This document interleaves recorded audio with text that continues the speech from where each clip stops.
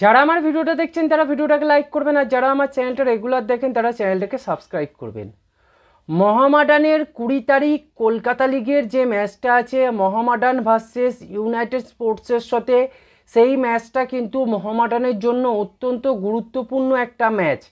কেননা মোহামেডান লিগ টেবিলের 1 নম্বর স্থানে আছে 10 পয়েন্ট নিয়ে, আর ইউনাইটেড 4 নম্বর স্থানে আছে 9 পয়েন্ট নিয়ে। বোঝাই যাচ্ছে যে 1 আর 4-এর মধ্যে শুধুমাত্র তফাৎ 1 পয়েন্টের, অর্থাৎ এই 1 পয়েন্টটা কিন্তু খুবই একটা ভাইটাল। বোঝা যাচ্ছে যে যে এই দুটো টিমই কিন্তু সমান সমান টিম, মানে এই মুহূর্তে দাঁড়িয়ে সমান সমান স্টেজেই আছে। যদি কাল সেদিনকারে মোহামেডান জিতে যায় তাহলে কিন্তু মোহামেডান তাদের 1 নম্বর স্থানটাকে কিন্তু একটু শক্তপোক্ত করবে। আবার অন্যদিকে যদি ইউনাইটেড স্পোর্টস জিতে যায় তাহলে কিন্তু ইউনাইটেড স্পোর্টস 1 নম্বরে চলে যাবে। সেই দিক থেকে দেখতে গেলে মোহামেডানের কাছে এটা মাস্ট উইন ম্যাচ আছে, এবং এই ম্যাচটা কিন্তু জিততেই হবে মোহামেডানকে। আর ইউনাইটেড স্পোর্টস কলকাতার একটা ভালো ক্লাবের মধ্যেই গণ্য করা হয়, এবং কলকাতা লিগে কিন্তু তারা যথেষ্ট ভালো ফল করে আসছে বিগত দিনগুলোতে।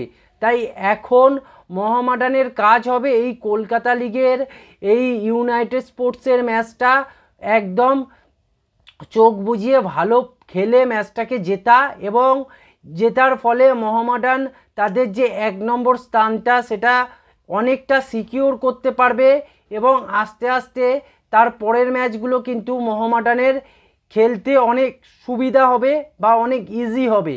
এই ম্যাচটা কিন্তু তাই মোহামেডানের কাছে খুবই গুরুত্বপূর্ণ, এবং মোহামেডানের কোচকে এই ম্যাচের জন্য কিন্তু আলাদাভাবে প্রিপারেশান নিতে হবে। ইউনাইটেড স্পোর্টস যথেষ্ট ভালো টিম,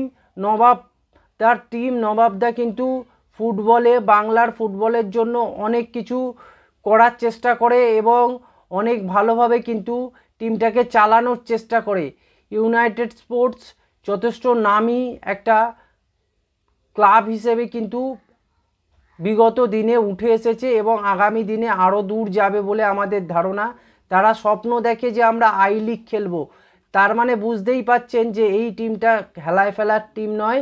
তাই জন্য মোহামেডানকে সর্বশক্তি দিয়ে লড়তে হবে, এবং মাঝমাঠকে খুব ভালোভাবে কনসলিডেট করতে হবে, এবং মাঝমাঠ থেকে বল উইনিং এবং পাসিং অ্যাকুরেসিটাকে বাড়াতে হবে।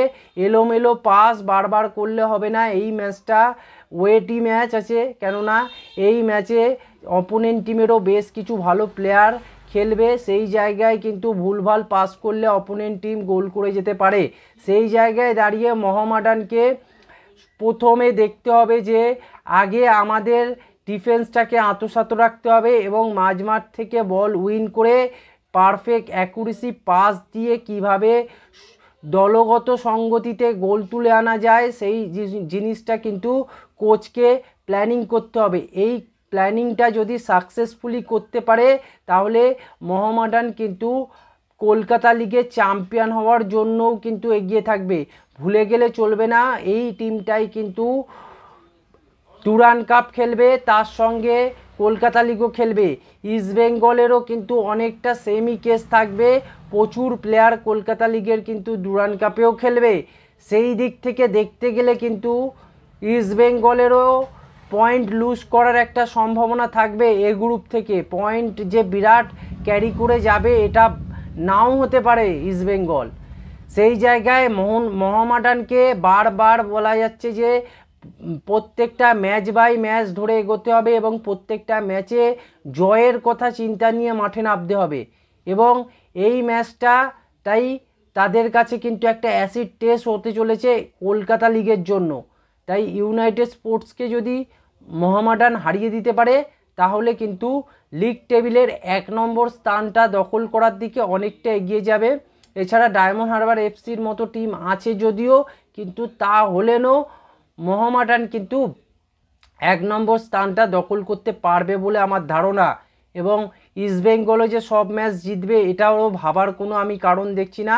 কখনো না কখন ইস্ট বেঙ্গল কিন্তু পয়েন্ট লুজ করবেই, কেননা প্রচণ্ড ম্যাচ আছে, অনেক ম্যাচ খেলতে হবে, হাই ভোল্টেজ ম্যাচ সব এই প্লেয়ারগুলোই কিন্তু খেলবে।